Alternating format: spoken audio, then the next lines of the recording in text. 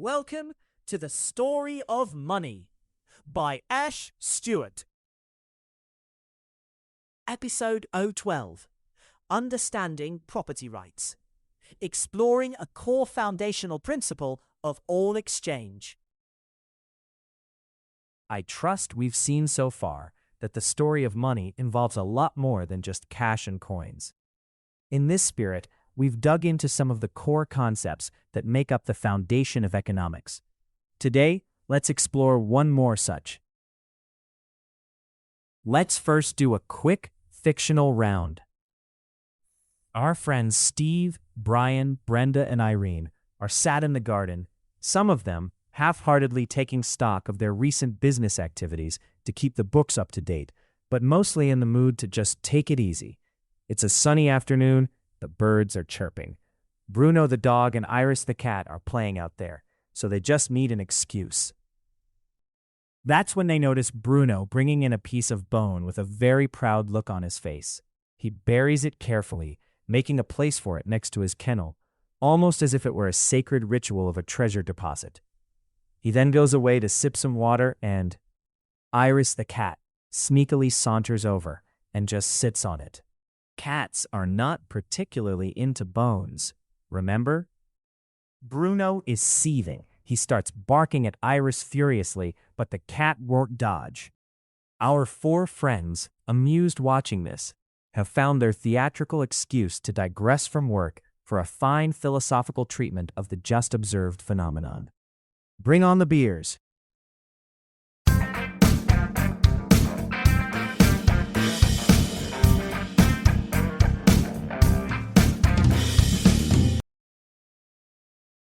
From bare bones to smartphones. Yes. So we now know the burning question. Who does that bone belong to?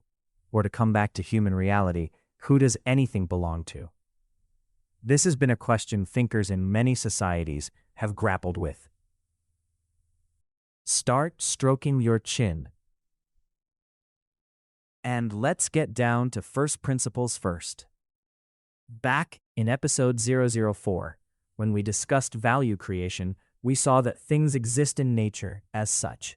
And the starting point for value creation is that we take something from the pristine surrounding and do something with it, making it suitable for human use. In other words, there is a difference between something unused in nature and appropriately taken. The proper word here would have more aptly been appropriate, with its inherent meaning of proper and property. But sadly, there are too many judgmental connotations to that now loaded word that I hesitate. Given our goal for now is to get to the concepts without any ideological baggage. As promised before in the stated episode, I'll come back to the thorny questions of impropriety in due course. But yes, the etymology there is quite clear. All those words derived from Latin proprius do have those shared and related senses. Also add in proprietor and proprietary to that list. High-hanging fruit.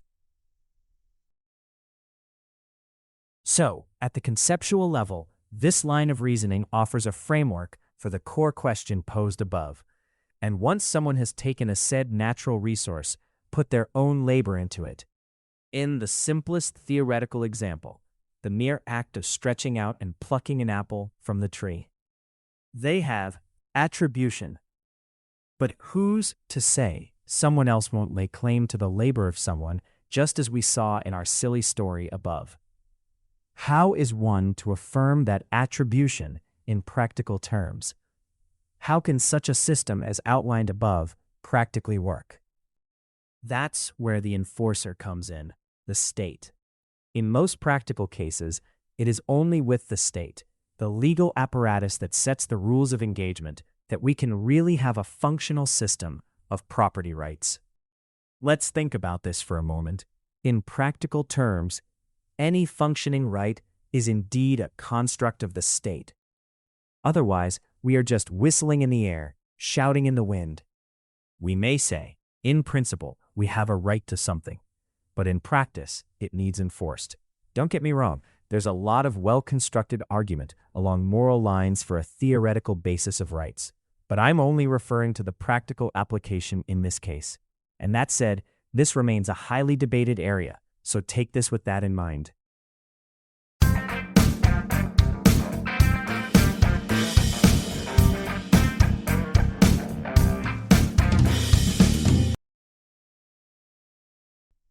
The first principle. Let's now go back to another principle. What drives the whole process of resource extraction and value creation is agency. It's agency that thus also informs attribution. In this context, I've so far been vague about someone, but what is the unit of agency? An individual? Groups of individuals acting as a unit?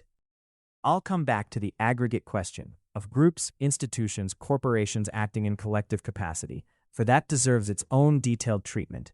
But ultimately, the individual is the smallest unit of agency and thus of rights. It's because agency requires discretion, and the individual is the smallest unit where decisions happen. Think about it. Even in the most collectivist arrangements, there has been one, say, supreme leader who has had the final say.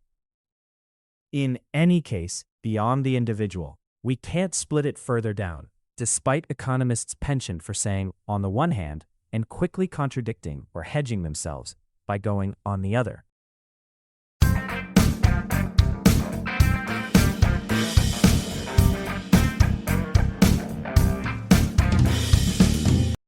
I once remember watching a video of the very first contact with some remote, uncontacted tribes in the deep Amazonian interior. Having never seen modern goods and clothing, one of the bewildered tribesmen walks up to one of the explorers and starts to pull out his t-shirt, clearly fascinated by it and wanting to try it on. And we can agree not out of greed per se, but quite simply because they had no concept of property rights.